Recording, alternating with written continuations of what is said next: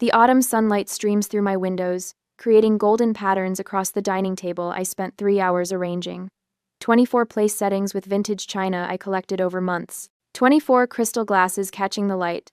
24 empty chairs. My phone chimes again. The sound pierces the silence like an accusation. I've been avoiding it for the past hour, but the notifications won't stop. With trembling fingers, I pick it up, the weight of it suddenly unbearable. The screen illuminates with a flood of social media alerts. And there they are, all of them. Mom and Dad beaming beside Brandon, in what must be his new apartment. Aunt Susan raising a champagne flute. Uncle Robert with his arm around my cousin Melissa. Grandmother looking frail but happy in the corner of the frame. My mother's caption reads, "So proud of our boy's first home purchase. The Taylor family is celebrating Brandon's big milestone." I swipe to the next photo. More family, more smiles, more champagne. Then a video starts playing. Brandon, his perfectly white teeth flashing as he laughs with two of our cousins. Macy's always showing off with her fancy renovation posts. Today is my day. The phone slips from my hand, clattering onto the table. I press my palm against my mouth, but it doesn't stop the sob that escapes. Tears blur my vision as I stare at the untouched appetizers, the wine I splurged on because Dad loves a good Cabernet, the homemade rolls cooling in their basket. Just hours ago, I was humming as I moved around this kitchen. I woke before dawn, too excited to sleep. The morning light had barely touched the old oak floors as I reviewed my handwritten checklist. The invitations sent weeks ago promised a 2 p.m. celebration of my first home. This 1,920 seconds. Craftsman I'd poured my savings and 9 months of sweat equity into restoring. "You're going overboard again," Rachel had said, watching me arrange flowers in the vintage blue vases I'd collected specifically for this day. But her smile was kind as she helped me polish the silverware that once belonged to my grandmother. "I want everything to be perfect," I'd explained, adjusting a napkin for the 4th time. Mom said the house was too small when I bought it. Dad thought the neighborhood was questionable. I need them to see what I've created here. Rachel had squeezed my shoulder. "They should be proud of you regardless." The first sign of trouble came at 1:45 p.m., a text from Mom. "Running a bit late, start without us." By 3:30, my co-workers Jane and Peter had arrived. My elderly neighbor Mrs. Eleanor brought homemade pie. 3 friends from college showed up with wine and heartfelt hugs. But no family. By 4:15, I'd called my parents 7 times, straight to voicemail. Brandon wasn't answering either. My text to aunts and uncles went unread. At 5:08, Aunt Susan finally answered. "Honey, aren't you coming to Brandon's housewarming?" she asked, the background noise nearly drowning her voice. "He bought an apartment downtown. Everyone's here celebrating. Your parents said you knew." My throat tightened. Brandon rents his apartment. He didn't buy anything. A pause. "Well, that's not what he told everyone. Anyway, he scheduled this last week. Said it was important to him. I sent invitations to my housewarming a month ago," I whispered. "Today, at 2 o'clock. Another pause, longer this time. "Oh dear. Well, we're all here now, but maybe you could stop by later, after your little gathering?" I hung up. Now I sit surrounded by empty chairs meant for people who chose not to come. The loyal 7 who did show up exchange worried glances across the table, laden with cooling food. Mrs. Eleanor, 83 and sharper than most people half her age, rises from her chair. She lifts her glass, her gaze steady and fierce.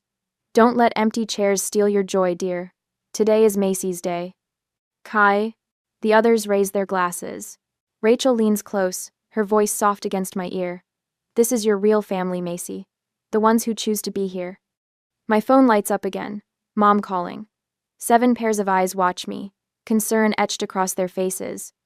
I silence the ringer with one decisive movement and raise my glass to Eleanor's toast. "Not today," I say, my voice steadier than I expected. Today is about the people who showed up. 3 hours later, the last guest waves goodbye, disappearing into the darkness beyond my porch light.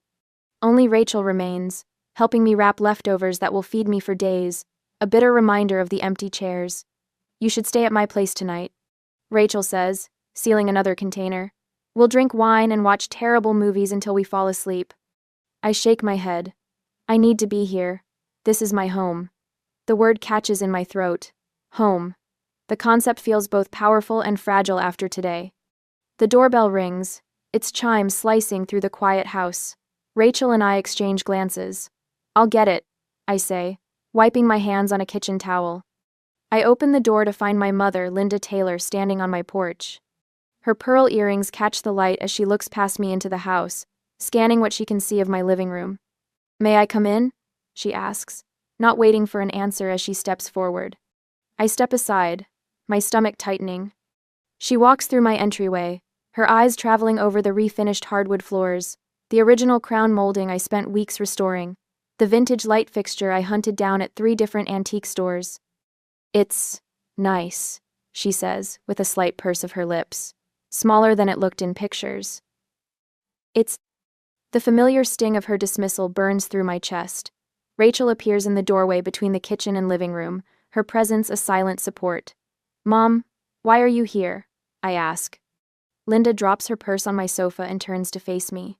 "Honestly, Macy, I don't understand why you're making such a big deal about today. You're always competing with Brandon, making him feel small. He's finally doing something positive with his life, and you couldn't even show up to support him." The audacity of her statement leaves me momentarily speechless. Rachel's sharp intake of breath is the only sound in the room. "I couldn't show up. I finally managed, because I was here, hosting my own housewarming that I invited all of you 2 weeks ago." "Well, these things happen," she says with a wave of her hand. "You know how busy we all are. Brandon only decided on his housewarming a week ago.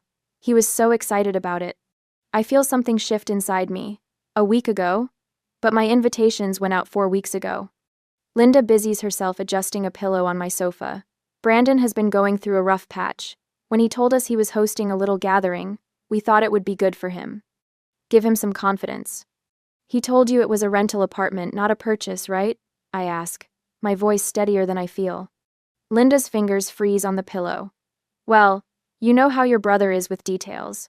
What matters is that he's finally taking some initiative." "Mom," I say slowly, realization dawning, "did you know Brandon scheduled his party on the same day as mine?" Her silence answers my question more clearly than words could. "You knew," I whisper. "You all knew. And you helped him pretend he bought a place when he's just renting." The betrayal slices deeper than I thought possible. "You staged a fake celebration to deliberately overshadow mine." "Now, you're being dramatic." Linda straightens, her defense mechanism kicking in. "Not everything is about you, Macy.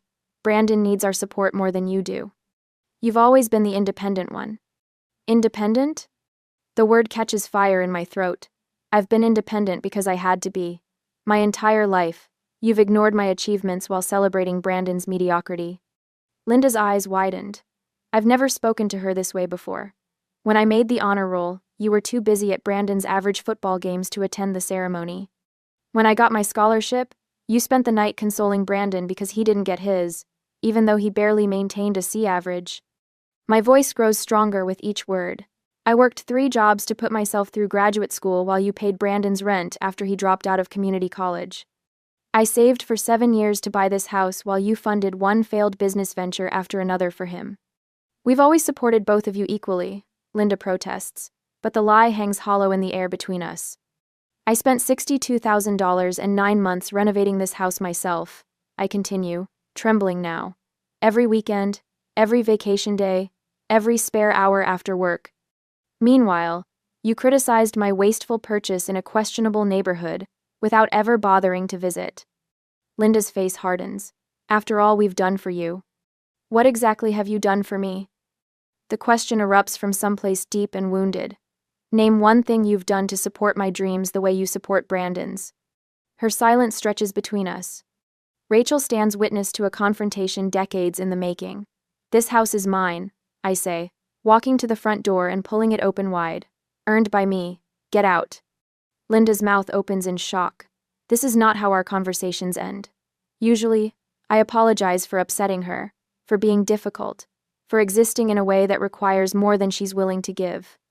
"Macy Elizabeth Taylor, you do not speak to your mother that way." "I just did," I reply, my voice calm despite the storm inside me. "Please leave." She gathers her purse, her shoulders stiff with indignation. "Your father will hear about this." "I'm sure he will." As the door closes behind her, I lean against it, feeling both hollow and somehow fuller than before. Rachel approaches quietly, wrapping her arms around me. "I'm proud of you," she whispers. Morning sunlight streams through my kitchen windows when the doorbell rings again. I've barely slept, replaying last night's confrontation in endless loops. When I open the door, my father, Charles Taylor, stands on the porch alone, his tall frame slightly stooped, his expression uncharacteristically uncertain. "May I come in?" he asks softly. I step aside wordlessly. Unlike my mother, he pauses in the entryway, taking in the details of my home with genuine attention. "Could I see it?" he asks. "The house, all of it." I lead him through each room: the kitchen with its restored original cabinets, the living room with built-in bookshelves I sanded by hand, the office where I work remotely 2 days a week, the guest bedroom that Rachel helped me paint a soft sage green. In my backyard, he stops by the vegetable garden beds I built last month. "You did all this yourself?" he asks. "Most of it," I answer. "Friends helped with the bigger projects." He nods slowly. "It's beautiful, Macy. You've created something special here." The compliment, the first genuine one I can remember from him, lands awkwardly between us. "Brandon told everyone he bought the place," he says suddenly. "We knew it wasn't true." The confirmation of their deliberate deception still stings, even though I already knew. "Your mother is very upset," he continues. I recognize the familiar pattern, the attempt to re-establish control through guilt. "Perhaps if you apologized, we could put this behind us." "I won't apologize for telling the truth," I reply, "or for expecting basic respect." His expression hardens slightly. "You know, Macy, we're not getting any younger. And our estate." "I don't need your money," I interrupt. "I never did." Something shifts in his face: anger, perhaps, at losing the leverage he thought he had. But in that flash of emotion, I see something else, the pattern that has defined my entire life. "You gave Brandon 3 business loans," I say quietly. "The sports equipment shop that closed in 6 months, the food truck he sold after 3 weeks. The investment scheme was actually a pyramid scheme." "He has potential," my father replies automatically. "He just needs support to find his way." "And what about me? Did I ever have potential worth supporting?" His silence speaks volumes. A car pulls into my driveway. Rachel emerges with an older woman I recognize as her friend, Dr. Elaine Foster. Behind them, Mrs. Eleanor parks her ancient Buick, stepping out with a covered dish in her hands. My phone chimes with messages from coworkers who attended yesterday, sending photos and supportive texts. "I should go," my father says, watching the arrivals with a frown. "Your mother expects you to call and apologize. The family has been through enough drama." "You can't threaten me with family estrangement when that's already my reality," I reply, walking him to the door. He pauses on the threshold. "This isn't how family treats each other, Macy." "I know," I say quietly. "That's the problem." As the door closes behind him, I lean against it, exhaling slowly. "Doctor." Foster approaches, her kind eyes assessing me with professional interest. "That's the first step," she says gently, recognizing the pattern. The little red notification dot on my Instagram app has been haunting me for 7 days. Every time I unlock my phone, it stares back, daring me to peek at the damage my family continues to inflict. I'm sitting in my home office, surrounded by the pale green walls I painted myself, when my phone buzzes with another text. "Aunt Susan again. Your mother is very upset. When are you going to apologize?" I set the phone down on my desk without responding. The wooden surface still smells faintly of lemon oil from yesterday's polishing. Through the window, I can see the maple tree in my backyard, its leaves turning golden in the October sunlight. Brandon's Instagram remains unchanged since the day of my housewarming. His profile still prominently features the apartment purchase announcement, complete with champagne toasts and congratulatory comments from relatives who never bothered to verify a word of it. "Enough," I whisper to the empty room. I pick up my phone and open my camera roll. There, waiting, is the photo Rachel took 3 months ago. Me standing on the porch of my Craftsman, holding the keys, face flushed with pride and exhaustion. The caption forms in my mind with perfect clarity as I type, "Renovation completed on my first home purchase. From rewiring to refinishing these 100-year-old floors myself. Thanks to everyone who supported this journey. First-time homeowner. Renovation. Craftsman style." I hit post without mentioning the betrayal, without tagging a single family member. The memory of buying this house washes over me. Working 60-hour weeks between my data engineering job and weekend freelance coding. Living in a studio apartment with furniture from college to save every possible dollar. Losing 3 homes in bidding wars before finally getting the call about this craftsman that needed too much work for most buyers. That moment, standing alone in the empty living room after signing the papers, pressing my palm against the worn wooden archway. No parents to celebrate with, no brother to help move furniture. Just me, a set of keys, and a house that needed as much care as I did. How different from Brandon's situation, the downtown apartment our parents helped secure with first and last month's rent. The furniture they purchased, the moving service they paid for. My phone pings with a message from Katie, my father's sister's daughter and the only relative who seems to see the situation clearly. Thought you should see this. Her text reads, followed by screenshots of the extended family group chat. My stomach tightens as I scroll through the messages. Aunt Susan. The situation with Macy is getting out of hand. Linda is beside herself. Uncle Robert. Brandon says she's just jealous of his success. Always has been.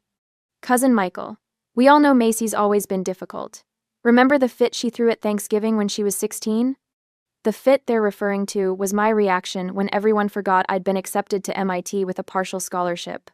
They'd spent the entire dinner discussing Brandon's C+ average in high school math. More screenshots follow, revealing the family mythology I've been battling my entire life. Macy the troublemaker. Macy the overly sensitive. Macy who needs to try harder to get along. The weight of their collective dismissal feels like concrete hardening around my chest. Later that day, Dr. Foster's office smells like sandalwood and old books. The leather chair creaks slightly as I shift my weight, recounting the family chat messages. The golden child versus scapegoat dynamic is textbook in your family structure, she says, her voice gentle but matter-of-fact. Brandon has been positioned as the one who can do no wrong, while you're assigned the role of the one who can never do enough.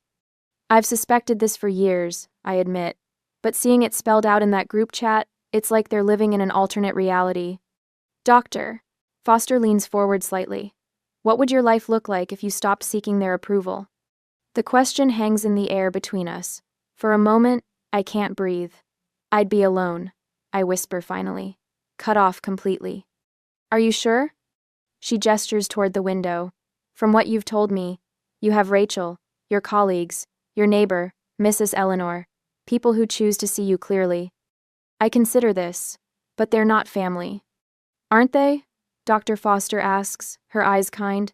What makes someone family, Macy? The question follows me home, echoing as I pull into my driveway. Rachel's car is already parked out front, along with 3 others I recognize co-workers from the office, paint cans and rollers visible through their car windows. Surprise! Rachel calls from the porch, gesturing to the group behind her. Painting party for the guest bathroom. We brought pizza and wine too. Inside, Mrs. Eleanor is already there, arranging flowers in a vase on my dining table. I brought cuttings from my garden, she explains. And I want to show you how to prune those rose bushes out front before winter. My grandmother taught me, and someone should know these old techniques. Over the next 2 weekends, the house fills with more than paint fumes and sawdust. Laughter echoes through rooms that once felt hollow with expectation. My co-workers, Jane and Peter, become regular dinner guests. Mrs. Eleanor teaches me her grandmother's secrets for growing the perfect tomatoes next spring. The doorbell rings on a Wednesday evening as I'm cooking dinner. Through the frosted glass, I recognize Brandon's silhouette. Immediately the confident stance, one hand casually in his pocket. When I open the door, his smile is as practiced as ever. Hey sis, he says, leaning against the doorframe like we're in a television sitcom. Place looks good. I don't invite him in immediately. What brings you here, Brandon? He has the decency to look slightly uncomfortable. Things got a bit out of hand with the apartment situation. Mom and Dad might have overreacted. It's not an apology. Not really. I step aside and let him enter, watching as he assesses the house with new eyes. Listen, he says, circling back to his actual purpose within minutes. I've got this investment opportunity. Real estate development downtown. Small buy-in, big potential. I thought of you since you're into property now. The familiar pattern unfolds like a worn map. Brandon needs money. Brandon comes to Macy. Brandon expects Macy to provide. How much? I ask, more curious than anything. Just $15,000 to start. I'd pay you back once it takes off. Like the business loans from our parents that were never repaid. Like the temporary stay in his first apartment that they ended up financing for 2 years. I look at my brother, really look at him, perhaps for the first time. The charming smile that doesn't reach his eyes. The expectation of compliance is so deeply ingrained he doesn't even consider I might refuse. You've never seen me clearly, I say quietly, and I finally see you. His face hardens slightly. What's that supposed to mean? It means no, Brandon. I won't be investing in your project. After he leaves, I make a decision that surprises even me. I called my mother and agreed to Sunday dinner at their house, but first, I met with Dr. Foster to prepare. Remember, she says during our session, they'll try to pull you back into old patterns. You don't have to respond the way you always have. Rachel will be waiting nearby, I tell her, just in case. Good. What boundaries are you establishing before you go? I count them off on my fingers. I'll leave if they belittle my house or my choices. I won't discuss lending money to Brandon.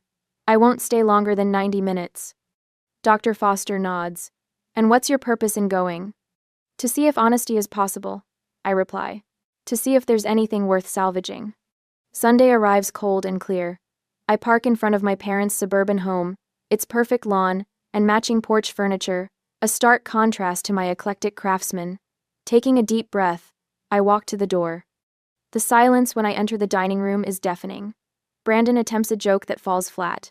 My father clears his throat repeatedly. My mother busies herself with serving dishes, avoiding eye contact. Thank you for coming, Macy, my father finally says. I take my seat at the table. I'm here to see if honesty is possible. The words land like stones in still water. No one seems to know how to respond to direct communication. We make it through most of dinner with strained small talk about weather and neighbors. My mother asks about my job but interrupts before I can fully answer. My father inquires about the house but winces when I mention the new water heater I installed myself. The tension breaks when my mother sets down her fork with a sharp click against fine china. I don't understand why you had to buy such an expensive house, she says. All that money when you could have had something more reasonable, like Brandon did. The lie hangs in the air between us. I stand up slowly, a napkin placed carefully beside my half-eaten meal. I didn't come for more lies, I say, my voice steadier than I expected. Macy, please, my father pleads, also rising. Family should forgive each other. I look at him directly, then at my mother, then at Brandon, who won't meet my eyes. Family should be worth forgiving first. The door closes behind me with quiet finality as I step into the cool evening air, breathing deeply for what feels like the first time in years. The morning sunshine spills across my kitchen counter as I arrange fresh-cut dahlias in the blue ceramic vase Eleanor gifted me. Through the window, I can see my garden coming alive, 3 months of determined work, transforming what was once barren dirt into something beautiful. The roses climb their trellis with quiet determination, mirroring my own journey. These Sunday dinners are becoming quite the tradition. Eleanor calls from my porch, where she's setting out her famous apple cobbler. At 83, she moves with surprising agility, refusing any help. Best day of my week, I answered, meaning it. The house feels different now, fully mine in a way it wasn't before. The dining room table that once displayed my family's absence now regularly hosts laughter. Rachel brings board games. Peter from work brings his guitar. My colleague Samantha brings her daughter who chases fireflies in the garden at dusk. I've grown comfortable with the rhythm of limited family contact. Dad calls occasionally, awkward but trying. Mom sends formal texts about neighborhood events I never attend. Brandon sends nothing, which is its own kind of peace. Until today. My phone vibrates against the countertop. Rachel glances over from where she's chopping vegetables. Your face just did that thing, she says. I turn my phone toward her. On the screen, Brandon's social media announcement glows. She said yes. Jennifer made me the happiest man alive. Engaged. Finally found the one. The photograph shows him beaming beside a pretty blonde woman, her left hand prominently displayed with what appears to be a diamond large enough to require its own zip code. Wow. Rachel says, didn't they just start dating last month? 5 weeks, I confirm, scrolling to read the comments. Relatives I haven't heard from in months have already liked and commented. My parents leading the congratulatory parade. My phone rings. Mom's name flashes on the screen. Macy. Her voice is unnaturally bright when I answer. Have you seen Brandon's wonderful news? We're just thrilled. Jennifer is absolutely perfect for him. I press my fingertips against my temple. Congratulations. We're planning an engagement party in 3 weeks. The whole family will be there. She pauses meaningfully. This is important, Macy. Family obligations come first, especially for something this significant. The familiar pressure builds in my chest, the weight of expectations wrapped in guilt. I'll think about it, I say, instead of my usual automatic agreement. Think about it? Her voice rises. This is your brother's engagement. After everything we've done for you. I need to go, Mom. Sunday dinner guests arriving. I end the call before she can respond, my hands surprisingly steady. Within the hour, my phone fills with messages from aunts, uncles, and cousins, all variations on the same theme. Family comes together for important moments. Your brother would be there for you. Time to put differences aside. The most telling comes from Aunt Susan. Your mother mentioned you might help with wedding expenses since Brandon is between opportunities again. Rachel reads over my shoulder and makes a sound between a laugh and a snort. Of course, the golden child needs another bailout. Dr. Foster's guidance from our last session echoes in my mind. You don't need to respond to every crisis. Selective engagement protects your peace. I craft one careful message and send it to Brandon. Congratulations on your engagement. I wish you both happiness. Nothing more, nothing less. The others receive variations of, thank you for letting me know. I'll consider my schedule when the invitation arrives. Look at you, setting boundaries like a champion, Rachel says, squeezing my shoulder. Dr. Foster would be proud. I agree, surprised by the lightness in my chest where dread usually lives. Sunday dinner unfolds with the comfortable familiarity of the chosen family. Eleanor tells stories about her late husband's gardening disasters. Peter plays a new song he's working on. Rachel teases Samantha about her crush on the new IT director. No one mentions weddings or family obligations or my duty to show up and pretend. No one suggests I should help pay for someone else's celebration. No one questions my worth. 2 days later, an unfamiliar number appeared on my phone. Is this Macy? It's Jennifer, Brandon's fiancée. My grip tightens. Yes. I hope this isn't inappropriate, but I'd like to meet you. Just us. Her voice lacks the polished charm Brandon typically seeks in women. There's something refreshingly direct about her. May I ask why? A pause. I saw what happened at your housewarming through old photos and comments. I've noticed how your family talks about you when you're not there. Another pause. I need to understand what I'm marrying into. The unexpectedness of her honesty catches me off guard. Coffee at Riverdale Roasters tomorrow at 2? I'll be there, she says, relief evident in her voice. That evening, Dad appeared on my doorstep, a cardboard box tucked under his arm. May I come in? I step aside, noting his careful respect for my threshold, a small but significant change from his previous entitled entries. He places the box on my coffee table. Found these in the attic. Thought you might want them. Inside are family photographs I've never seen me at 5, proudly holding a science fair ribbon, me at 12, sitting in Grandpa's workshop learning to sand wood, me at 16, beaming in front of the used car I bought with my own savings. I took these, Dad says quietly. Your mother thought it was silly to waste film on everyday moments. My throat tightens as I lift a photo of myself in a graduation cap and gown, face alight with achievement. Dad stands beside me, a rare smile on his face. We failed you, he says simply. I failed you. The words I've waited decades to hear land with surprising weight. Not satisfaction, not triumph, just a complicated ache. Brandon told everyone the engagement ring is paid for. He continues, staring at his hands. It's not. He used Jennifer's credit card with promises to pay her back. I wait, letting him sit with his complicity. Your mother wants me to convince you to attend the engagement party, to bring a generous gift. He meets my eyes directly. She doesn't understand that things have changed. Outside in my garden, Eleanor's wind chimes signal a shifting breeze. Some things have changed, I agree. Some haven't. Dad nods, understanding the boundary. He stands to leave, pausing at the door. The house looks beautiful, Macy. You've built something real here. 2 hours later, Mom arrives unannounced, barging in with familiar entitlement. "This ridiculous distance has gone on long enough," she announces. "You will attend Brandon's engagement party and behave like family, or you won't be family. It's that simple." The threat that once would have devastated me now feels strangely powerless. "That's not a choice you get to make anymore," I tell her, my voice calm. Her face reddens. "After everything, I'll decide about the party on my own terms. You can show yourself out." The following afternoon, Jennifer and I sit in the corner of Riverdale Roasters. She's nothing like Brandon's usual girlfriends. No artificial polish, no calculated charm. "My parents divorced when I was 12, she explains, stirring her coffee. "My father was like Brandon in many ways, charming, always the victim, never responsible. My mother enabled him until she couldn't anymore. Understanding passes between us." "Are you sure about marrying him?" I ask. Her smile is sad. "No, but I need to see this clearly before I decide." I consider my response carefully. "I'll come to the engagement party," I tell her. "Not for them. For me and for you." Later, in my garden, Eleanor helps me deadhead roses as the setting sun casts long shadows. "Will going back into that environment hurt you?" she asks, her weathered hands gentle with the blooms. I consider the question.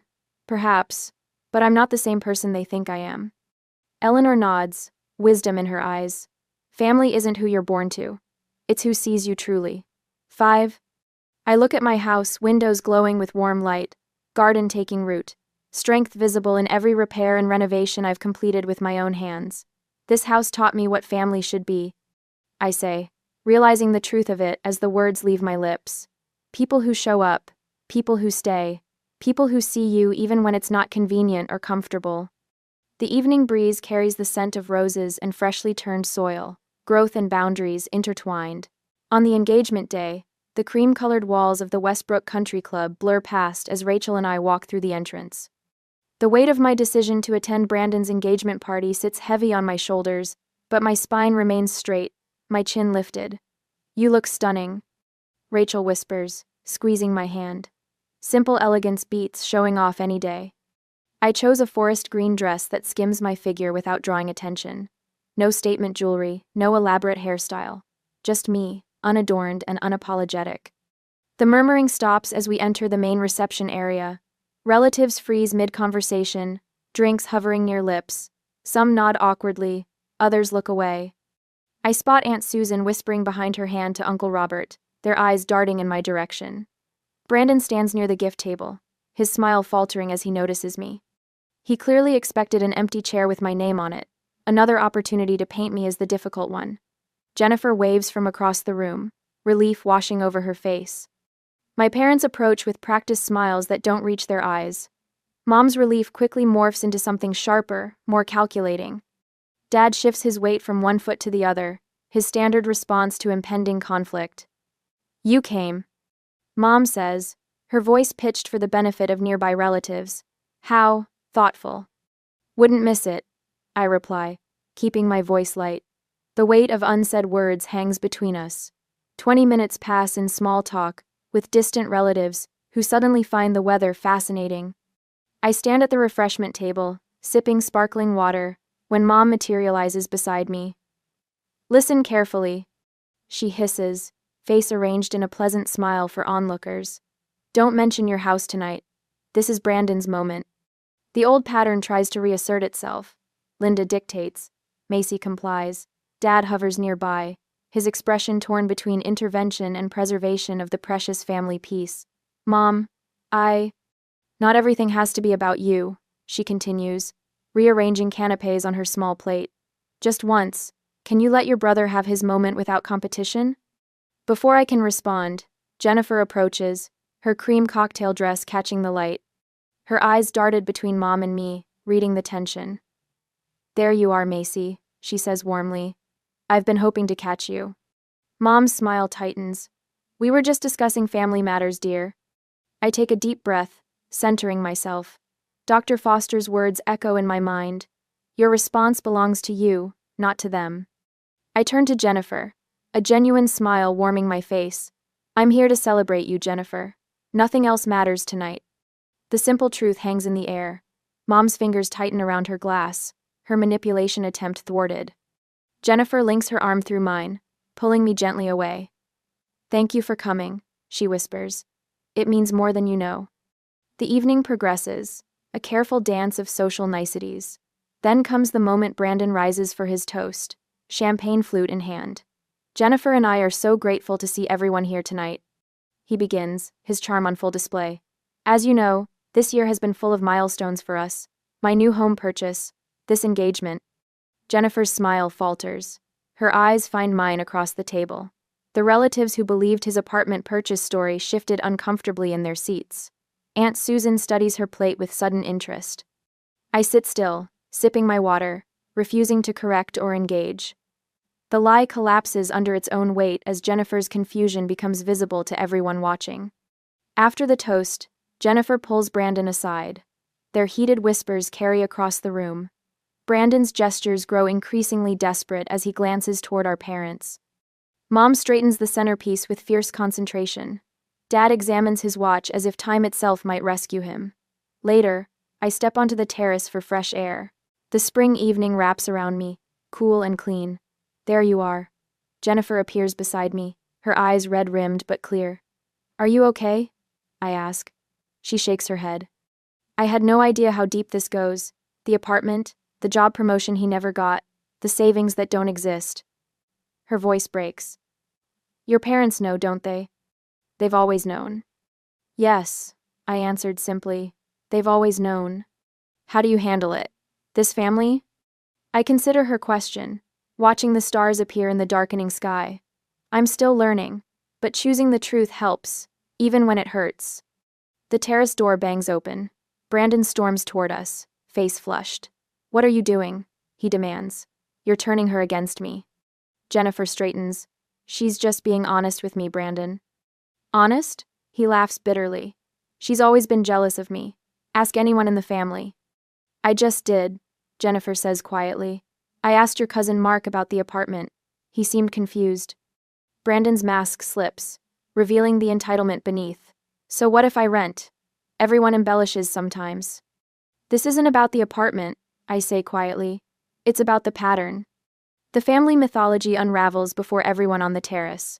3 other relatives have wandered out, witnessing Brandon's growing agitation. I gather my purse, suddenly weary. I should go. Mom appears in the doorway, her voice tight. "Macy, don't make a scene." Dad steps forward, his face lined with something new recognition. "Let her go, Linda.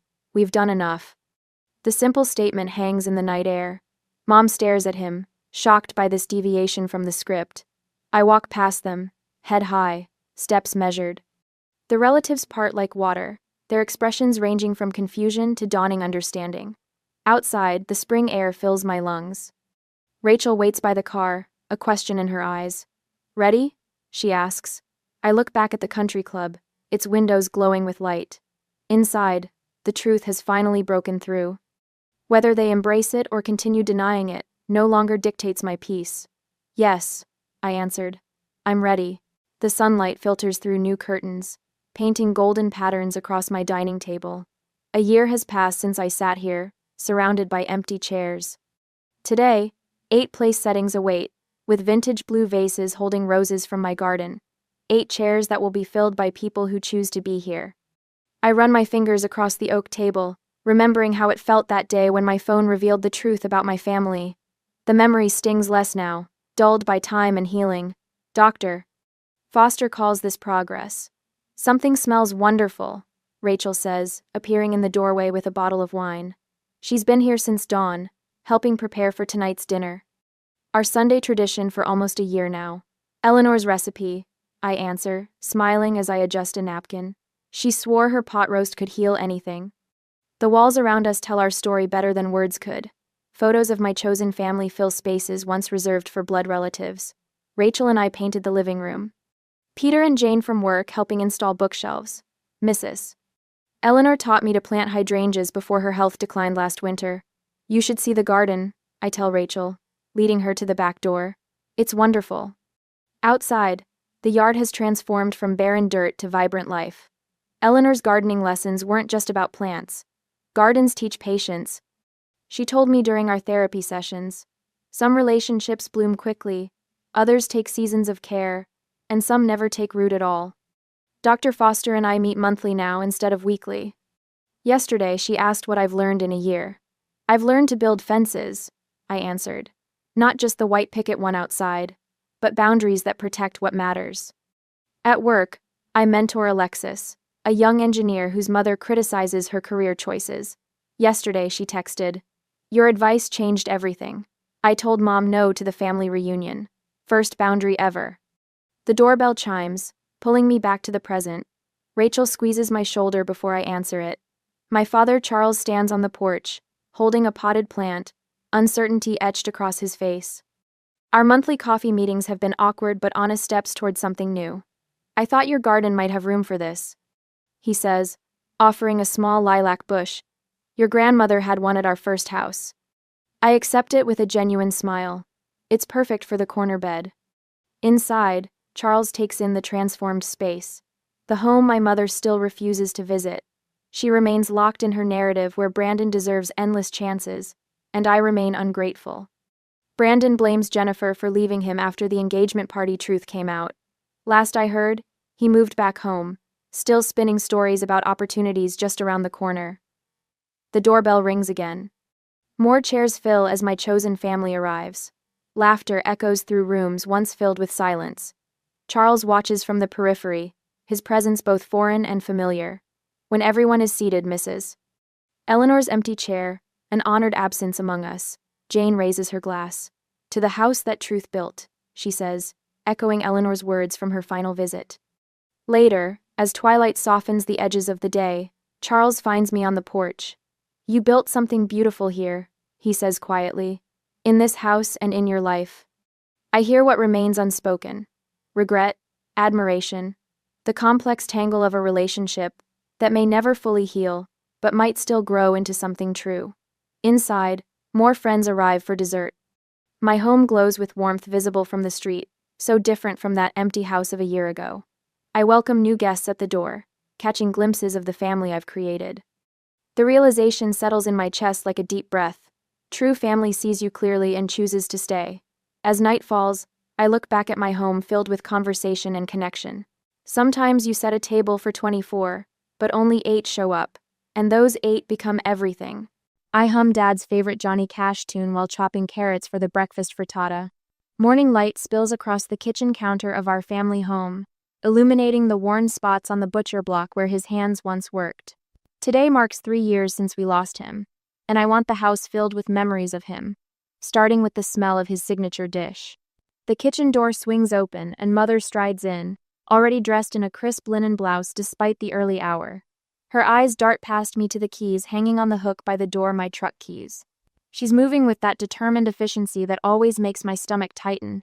"Maris, I need to borrow your truck today," she announces, reaching for a mug from the cabinet. "And your credit card. Jade has that presentation for the Chamber of Commerce, and she needs to pick up some display materials." My hands freeze mid-chop, knuckles whitening around the knife handle. I set it down before I cut myself. "Today?" The word comes out hollow. "Mom, it's Dad's anniversary. I thought we were going to visit the cemetery and then review the quarterly numbers for the store like we always do." She waves a dismissive hand. "We can do that anytime. This presentation is important for the business." "For the business Dad built," I remind her, keeping my voice carefully level. "The business I've been running while Jade's been." I trail off, unable to find a diplomatic way to describe my stepsister's minimal contributions, despite her maximal credit-taking. "While Jade's been what, exactly?" Mother's tone sharpens like a blade on stone. She sets her empty mug down with a thud. "Modernizing our image? Bringing in new clientele? Your father would understand the need to evolve."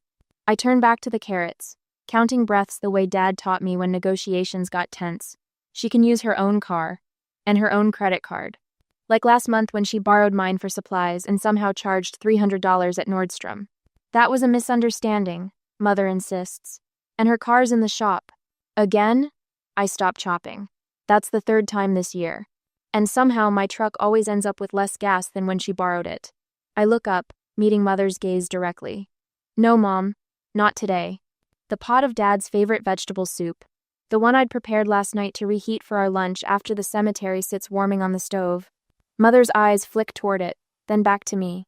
You've become so selfish since your father died, she says, her voice cold. He would be disappointed to see how you treat your sister. Stepsister, I correct quietly. And Dad would be disappointed to see how you've let her take over the business while I do all the actual work. Something shifts in Mother's expression. A tightening around the mouth, a flush across her cheeks that I recognize from board meetings when suppliers push back on her demands. The business needs both of you, she says, reaching for my purse on the counter. If you won't give me the keys, I'll just take them. I move faster than I thought possible, sliding my purse away. No. What happens next unfolds in slow motion.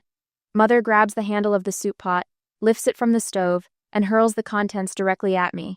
Hot liquid splatters across my chest and arms. I gasp as the scalding soup soaks through my shirt, pieces of vegetables sliding down to the floor. We both freeze in the awful silence that follows, broken only by the plop of soup dripping from the counter. I don't scream, don't cry. For the past 3 years, I've carried the weight of Dad's legacy. Designed the seasonal displays that Jade took credit for in the company newsletter. Maintained relationships with suppliers while Mother and Jade entertained potential investors. Managed inventory and payroll while being introduced as just staff at business functions. Without a word, I walk upstairs to my bedroom, peeling off my soaked shirt along the way. My skin burns, but I focus on the task at hand. I pull a small overnight bag from under my bed and methodically pack essentials. 3 changes of clothes, toiletries, my laptop. Mother appears in the doorway as I zip the bag closed. You're being dramatic, she says, arms crossed. It was just soup. I don't respond.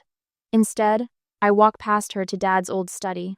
From his desk, I take only one thing, the napkin he hand-embroidered with the Langley and Company logo when he first opened the market.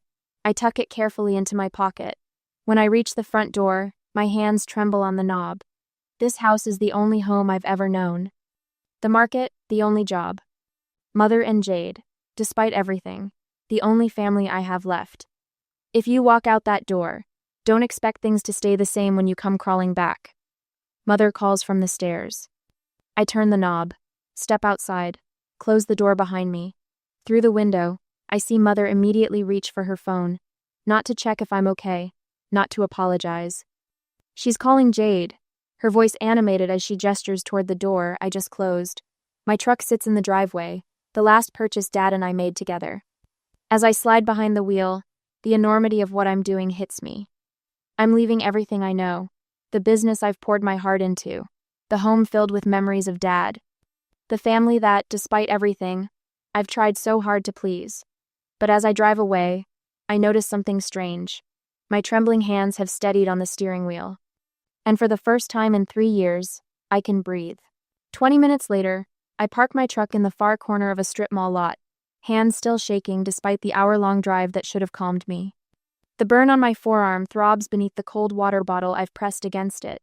My phone buzzes for the 5th time, Mother again, but I swipe the notification away and open Facebook instead. The Langley and Company market page loads, its familiar banner showing the storefront Dad and I painted together the summer before he got sick. I scroll down, expecting the usual weekly specials and customer photos. My thumb freezes mid-swipe. There's Jade, standing proudly beneath a Meet Our Founders headline. The caption reads, Jade Whitmore, co-founder and creative director of Langley and Company, showcasing our award-winning seasonal display. My award-winning seasonal display. The harvest arrangement. I stayed up 3 nights designing, the one that won recognition from the Chamber of Commerce last month. Jade hadn't even been there for the installation. I zoom in on the photo, noticing details I missed at first glance. She's wearing Dad's old flannel shirt, the one Mother said she'd donated. She's positioned herself exactly where I would stand during morning inventory, one hand resting on the antique apple crate. Dad restored himself. Each swipe reveals another piece of my life claimed by someone else. Jade giving tours to suppliers I've worked with for years. Jade demonstrating wrapping techniques I developed. Jade accepting a small business award from the mayor while Mother beams beside her. Not a single mention of me anywhere. Nausea rises in my throat. I grip the steering wheel, the cool leather under my palms the only thing keeping me anchored to reality. This isn't just about taking credit for my work. They're systematically erasing me from my own life. I start the engine, needing to see the store with my own eyes. The 10-minute drive feels both too long and too short. I turn onto Main Street and nearly rear-end the car in front of me. The sign. Dad's sign, the one he hand-carved from oak and stained himself over 3 weekends, has been replaced. The new plastic monstrosity reads, Langley and Company, reimagined by Colleen and Jade Whitmore. My father's first name is nowhere to be seen. I pull into the public lot across the street, watching customers enter the store my store while something hollow opens inside my chest. Through the front windows, I can see the layout has already been changed. The vintage produce tables Dad restored have been pushed aside for sleek metal displays. My phone dings with an email notification. A community newsletter I subscribe to, containing updates on local business news. The subject line makes my heart stutter. Local market secures development grant. I open it with trembling fingers. Congratulations to Jade Whitmore, founder of Langley and Company Market, on securing a $50,000 business development grant. Founder. I tap the link to the grant application, publicly available as required by state law. The screen fills with bullet points outlining Jade's vision and accomplishments since establishing the market. They're my bullet points. Word for word from the business plan I drafted last year. My education, my certifications, my vendor relationships. Even the handwriting on the signature line supposedly mine. Relinquishing my position is a poor imitation. The M curves unnaturally, nothing like my actual signature. I set the phone down, suddenly aware of what's happening. This isn't just about a truck or a credit card, or even the store displays. They're stealing my inheritance, my livelihood, my identity. The only connection I have left to Dad. Without the market, who am I? Without Dad's legacy, what do I have? My phone buzzes with a text not from Mother this time. It's from Eleanor, our regular Tuesday customer who always buys fresh flowers and sourdough bread. Maris, honey, are you okay? Just saw the new sign and all these changes? Your father would be turning in his grave. Call me if you need anything. The simple message loosens something in my chest. Someone noticed. Someone remembers. As I sit in my truck, watching strangers walk into my family's store, I wonder, should I confront them immediately with what I've discovered, or quietly gather evidence first? The satisfaction of seeing their faces when caught tempts me, but patience might protect what remains of my father's legacy. What would you do when the people who should protect you become the ones you need protection from? I glance at my phone again, where Mother's voicemails stack up like bricks in a wall between us. I think of the soup dripping down my shirt this morning. Was it only this morning? And the cold dismissal in her eyes. Then I open my notebook and begin to write down everything I've seen today, everything I can remember about the business that might matter. Names, dates, signatures. For the first time since Dad died, I feel his presence beside me, almost hear his voice. Always keep good records, Maris. The truth has a way of making itself known. 3 days later, after I spent the nights in my car, the newspaper landed with a soft thud on the hood of my truck. I reach through the open window and unfold the Oak Ridge Gazette to find myself staring at a half-page announcement bordered in festive graphics.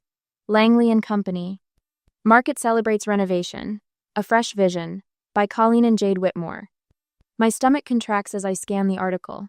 Words like reimagined, modernized, and revitalized jump from the page. The quote attributed to Jade twists the knife. My father always wanted to see the market evolve with the times. Her father. Not our father. Not my father. My phone buzzes with a text from Mrs. Henderson, who's owned the flower shop next door to our market for 20 years. Congratulations on the renovation. Your stepsis says you're handling the online orders now while she manages in-store operations? I don't respond. Can't respond. The phone buzzes again with another message. This time from Erickson Produce, our main supplier since I was a child. Hi Jade, just confirming the order changes you requested. Should we still coordinate deliveries with Maris, or are you taking that over too? Wrong number. They meant to text Jade. 3 days since I walked out, and they've already begun erasing me. The first night in my truck was the hardest. I parked behind the abandoned Blockbuster building, reclined the seat as far as it would go, and wrapped myself in the emergency blanket. Dad insisted I keep in the glove compartment. My skin still tingled from the soup burns, red splotches scattered across my arms like cruel reminders.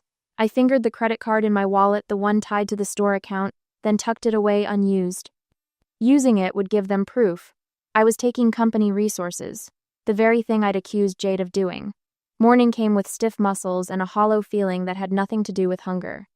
Had I imagined my importance to the business? Maybe I was just the help after all, easily replaced by Jade's vision, while I handled the unglamorous tasks nobody noticed. Dad would have noticed. Dad always saw.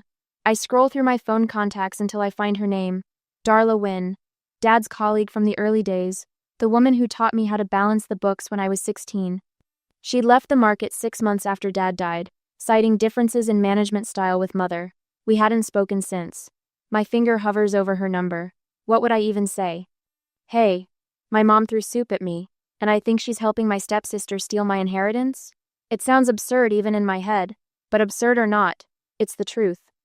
I press call before I can talk myself out of it. Maris Langley, Darla answers on the third ring, her voice exactly as I remember it, warm and no nonsense. It's been a while. I need help, I say, the words catching in my throat. 30 minutes later, I'm sitting at Darla's kitchen table, hands wrapped around a mug of coffee strong enough to strip paint. Her apartment is small but bright, yellow curtains framing windows that look out over the community garden. Your father always said you were the smartest, Langley, Darla says, sliding a plate of toast toward me. Now prove him right.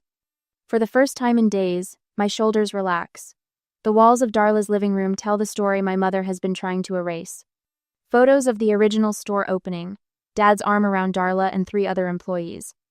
A framed article about Langley & Company's 10-year anniversary, with teenaged me standing proudly beside the new refrigeration unit I'd helped install. They came to me last week, Darla says, settling into her armchair. Your mother and Jade wanted me to sign as a witness to your voluntary withdrawal from the business. The coffee turns bitter in my mouth. My what? That was my reaction too. Darla rises and retrieves a folder from her desk. I told them I needed time to think about it. Then I quit instead. She hands me a document with official-looking letterhead. Asset transfer agreement. My signature is at the bottom, except it's not my signature at all. The M is too loopy, thus too rounded. It's what someone might produce if they were copying my handwriting from memory. They forged my signature. I whisper, the paper trembling in my hands. And not very well, Darla agrees. Your real signature slants to the right. This one's perfectly vertical. I trace the fake signature with my fingertip, feeling something shift inside me. Not just anger or betrayal, but clarity. I'm not alone in seeing the truth. I'm not crazy for feeling erased. They can take the store, I say, my voice steadier than I expected. But they can't take what Dad taught me about standing my ground. Darla's eyes crinkle at the corners. Funny you should mention things your dad taught you. She reaches into her pocket and pulls out a key. I kept this, just in case. I recognize it immediately, the key to my storage unit, where I've kept important papers and mementos since moving back home after college. I thought Mother might have changed the locks by now. I admit. Smart girl, Darla nods. She did. Last week, but not before I made a copy. The storage facility is cool and quiet as we roll up the metal door. Inside, cardboard boxes line the walls, each labeled in my neat handwriting. College papers, Dad's fishing gear, market documents. It's the last one Darla heads for, pulling out a leather-bound book I haven't seen in over a year. The original ledger, she says, placing it in my hands. I open it carefully. The first page bears 2 signatures, Henry Langley and Maris Langley, dated the day I turned 18, co-owners. Your mother claimed you never had any official role, Darla says, pointing to an entry where Dad had noted my design for the holiday display had increased December sales by 17%. But your father documented everything. He was so proud when you suggested reorganizing the produce section. Remember how he bragged to everyone that sales went up 30% that month? My throat tightens. Mother never remembered details like that. But Dad did, and so did Darla. Tucked between the ledger pages, a sealed envelope catches my eye. My name is written on it in Dad's distinctive handwriting. Inside is a letter, short but clear. Maris, if you're reading this, something's gone wrong. Contact Edwin Garrison at 555 to 2198. He holds the amendment to my will that Colleen doesn't know about. Trust yourself. I always have. Dad. The next morning, I stand outside a modest office building downtown, the ledger tucked under my arm. The sign on the door reads, Edwin Garrison, Attorney at Law. My hand rests on the doorknob. I take a deep breath, feeling the weight of Dad's trust, of Darla's faith, of my own determination. I turn the knob. I arrange the documents in 3 precise stacks on Edwin Garrison's polished oak desk. The forged asset transfer with my supposed signature. The original ledger showing my continuous management since Dad's passing. The timeline I stayed up creating last night, detailing every instance where my work was credited to Jade.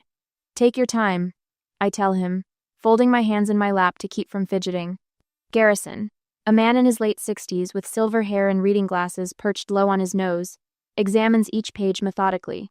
His office smells of leather-bound books and coffee. The silence stretches as he flips through the ledger, pausing when he reaches Dad's handwriting. Charles had a distinctive way of writing his 7s. He murmurs, tracing the crossed 7 with his finger. Always insisted it was the proper European way. My throat tightens. You knew him well? We played chess every Thursday for 15 years. Garrison removes his glasses. He spoke of you often, proudly. The weight in my chest shifts slightly. Dad had prepared for this moment, connected me to someone who would recognize the truth. Garrison taps the forged document. This signature. Did you ever sign anything for the business after your father's passing? Only supplier contracts and payroll, never anything about ownership transfer. I lean forward. My mother handled the legal paperwork. I trusted her. He nods, unsurprised. Family businesses are complicated. The lines between trust and verification blur. My phone buzzes. Another voicemail from Mother. The 5th since I left Darla's apartment this morning. I silence it, but Garrison notices. Your mother? I nod. You should listen to those messages. They might contain useful information. I place the phone on speaker and play the most recent voicemail. Maris, this has gone far enough. Mother's voice fills the office, clipped and controlled. You're tearing this family apart with these accusations. The business is thriving under our guidance. Your father would want you to support Jade's vision for modernizing the market. The displays you arranged were always too traditional. The supplier relationships you managed were becoming stagnant. We needed fresh perspective. If you'd just come home, we can discuss your role moving forward, perhaps handling inventory while... I stop the recording, my face burning. Garrison raises an eyebrow. Play the others. Each message reveals more than Mother intends. She mentions specific contracts I negotiated, references profit margins I calculated, describes expansion plans I drafted on my laptop, the one I took when I left. Fascinating. Garrison says when the final message ends. She's just admitted knowledge of proprietary business information she shouldn't have access to if you were truly removed from operations. And she confirmed accessing my personal computer files, which constitutes unauthorized access to private property. Garrison makes a note. These messages establish a pattern of knowledge inconsistent with their legal claims. He walks to a filing cabinet, unlocks it with a small key from his pocket, and withdraws a sealed envelope. Your father left this with me 3 years ago. Instructions were to open it only if ownership of Langley and Company came into dispute. My hands shake as he hands me the envelope. Inside is a handwritten amendment to Dad's will, properly notarized and witnessed. In the event of contestation, it reads, Langley and Company. Market shall remain solely under the ownership and management of my daughter, Maris Elizabeth Langley, regardless of any verbal agreements or subsequent documentation to the contrary. This is legally binding, Garrison confirms. Now, we have a decision to make. He leans forward, hands clasped on his desk. Do you want to press criminal charges against your mother and stepsister for fraud, forgery, and theft? The question hangs in the air between us. I stare at Dad's signature, the careful loops of his handwriting. Would justice through the courts heal what was broken? Or would reclaiming my father's legacy with dignity better honor what he built? Some betrayals leave no perfect answers. Before I can respond, Garrison's phone rings. After a brief conversation, he looks at me with renewed purpose. That was Tina Alvarez, former assistant to your stepsister. She says she has emails showing Jade plagiarized your work for multiple presentations. She's willing to provide sworn testimony. Tina quit 3 weeks ago, I recall. Jade said she was incompetent. Miss Alvarez apparently kept detailed records. She's emailing them now. Garrison's computer chimes. We review the attachments together, dozens of emails showing my original proposals sent to Jade, followed by Jade's presentations to investors containing identical language but with her name substituted for mine. I suggest we focus on business recovery rather than personal vengeance, Garrison says, outlining a three-pronged strategy. First, secure an emergency injunction preventing further asset transfers. Second, file for restoration of proper ownership based on your father's amendment. Third, prepare cease and desist orders regarding public misrepresentation. For the first time in weeks, a clear path forward emerges. The combination of Dad's foresight, Garrison's expertise, and unexpected allies creates a foundation stronger than Mother's manipulation. My phone buzzes with a news alert from the local business journal. The headline reads, "Questions arise about Langley Market, leadership after credential discrepancies." "Looks like the facade is already cracking," Garrison observes. I open the article. The business association has begun questioning Jade's claimed credentials after inconsistencies appeared in her biography. Additionally, 3 major suppliers have placed orders on hold pending verification of new management. There's an association meeting next week. I note, scrolling through the article, Jade is scheduled to present her vision for the market's future. A plan I wrote, stored on my laptop. Garrison smiles for the first time since I arrived. Perfect timing. I believe we should prepare you to attend. I fold Dad's amendment carefully and place it back in its envelope. The path ahead won't be easy, but for the first time since the soup scalded my skin, I feel the cool certainty of truth on my side. Next week, after careful preparation, I flip the phone shut after listening to Mother's voicemail for the 3rd time. Her voice shifts from sugar-coated concern to thinly veiled threats in the span of 60 seconds. "Maris, darling, we should talk about this family situation before it gets out of hand. Jade and I are prepared to offer you a small profit-sharing agreement, 10%, which is more than fair considering your absence. Call me back before things have unfortunate consequences for everyone." The message ends with the familiar click of her tongue against her teeth, a sound that once preceded punishment when I was a child. Now it sounds desperate. I tuck the phone into my pocket and straighten my blazer, the one Dad bought me when I graduated business school. Across the street, members of the Central Valley Business Association file into the community center. Through the large windows, I spot Jade setting up her presentation materials, arranging handouts that contain my design concepts, my market analysis, my vision for expanding Langley & Company.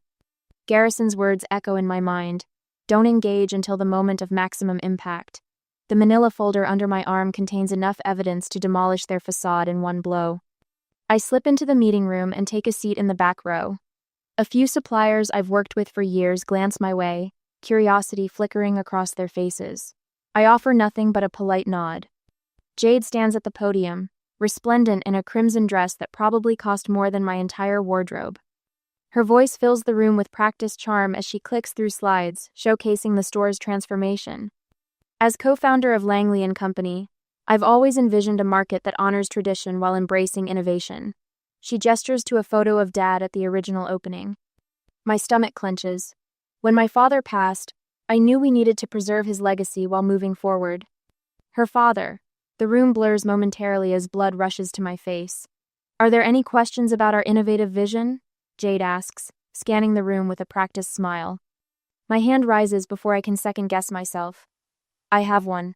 My voice carries clearly across the suddenly quiet room. I stand, smoothing my blazer with steady hands. "I'd like to know when exactly you joined the founding team of Langley & Company?" Jade's smile freezes. "Maris. How?" "Unexpected. I was speaking metaphorically, of course, as family. I have the public tax filings here."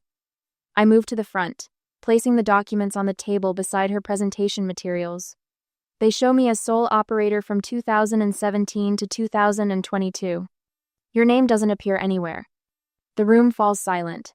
Association members lean forward, eyes darting between the documents and Jade's rapidly paling face. "That's..." Jade falters, looking toward the door as if expecting Mother to sweep in and save her.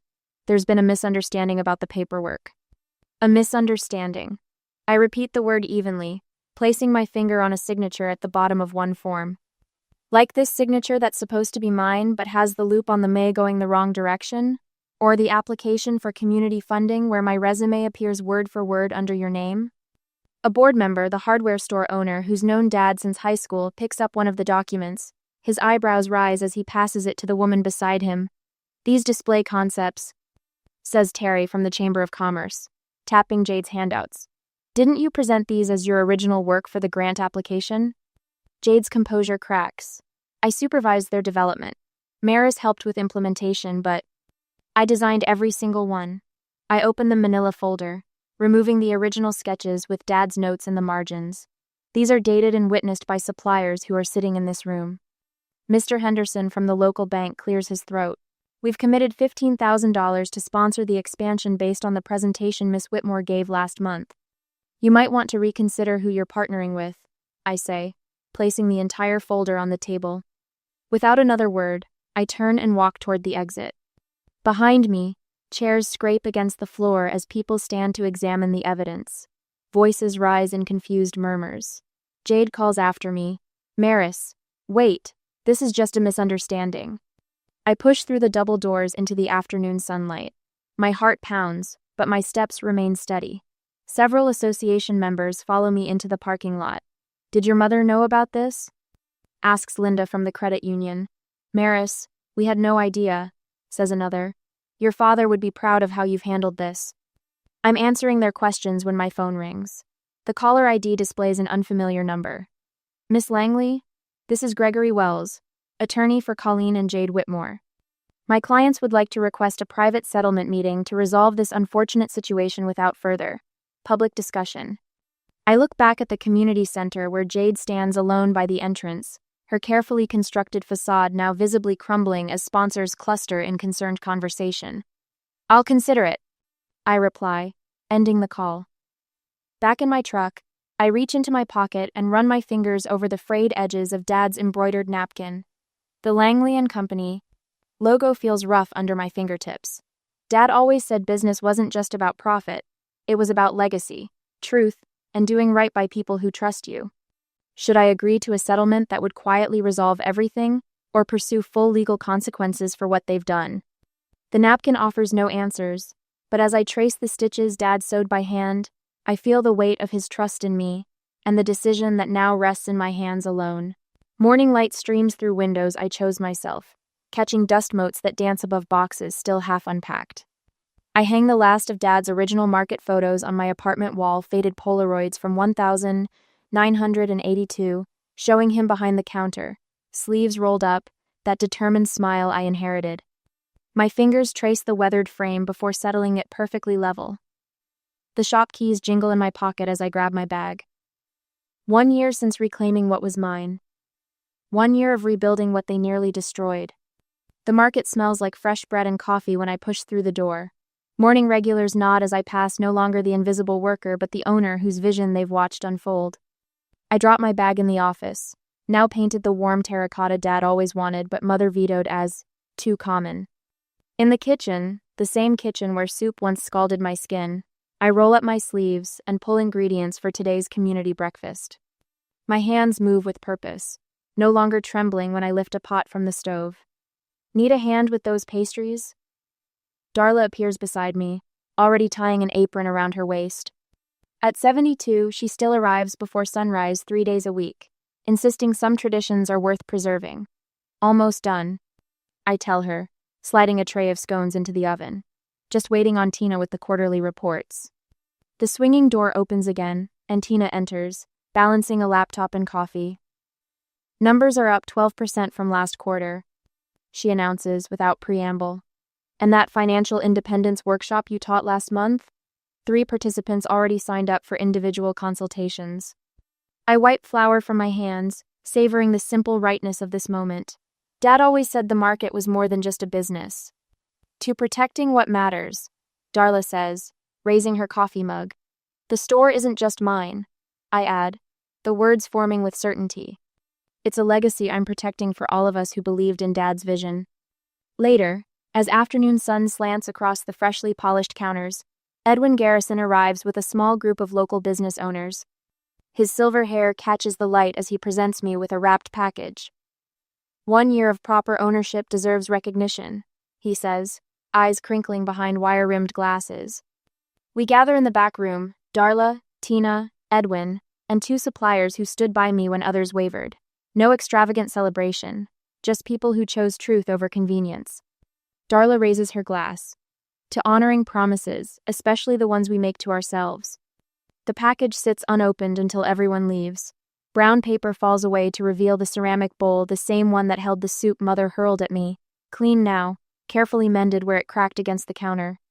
I place it on my office shelf, not from sentimentality but acknowledgement. Beside it, I lay the application for a business expansion grant in Dad's name funds for a second location focused on teaching financial literacy to women starting over. That evening, I stand before 30 women at the community center, the Bowl's journey part of the story I now share openly. Legacy isn't just what's handed to you. I tell them, my voice steady, it's what you choose to build from what remains. As I drive home, streetlights illuminate the application on my passenger seat. Tomorrow, I'll mail it. Tonight, I consider the package that arrived with the bowl a letter from Mother requesting reconciliation. As I placed that bowl on my shelf, I wondered if forgiveness means welcoming people back into your life, or simply refusing to let their actions define your future. Some say family deserves endless chances. Others believe respect must be earned like any relationship. What would you choose?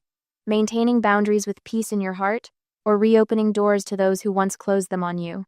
For now, my answer waits sealed in an envelope on my kitchen table, neither vengeful nor yielding, but entirely my own.